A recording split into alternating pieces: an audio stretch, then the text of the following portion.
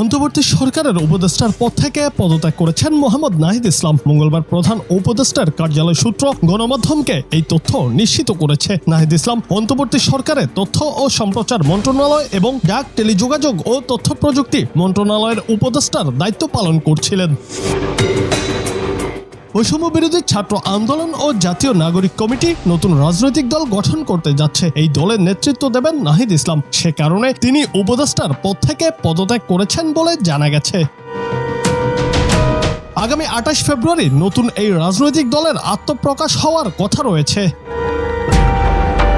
গত কয়েকদিন ধরেই গুঞ্জন চলছিল নাহিদ ইসলামের নেতৃত্বে নতুন রাজনৈতিক দল আসছে। উপদেষ্টা নাহিদ ইসলামও বেশ কয়েকবার জানিয়েছিলেন পদত্যাগ করেই তিনি নতুন দলে যোগ দেবেন। আজকে তার পদত্যাগের মধ্য দিয়ে সে পথ অনেকটা সুগম হলো। সামাজিক যোগাযোগ মাধ্যম ফেসবুকে নাহিদের পদত্যাগ নিয়ে একটি পোস্ট করেছেন সার্জিস আলম। পোস্টে তিনি লিখেছেন, এই তুফান ভারী, দিতে হবে পারি, নিতে হবে তরি পার, রাজপথে স্বাগতম সহযোদ্ধা।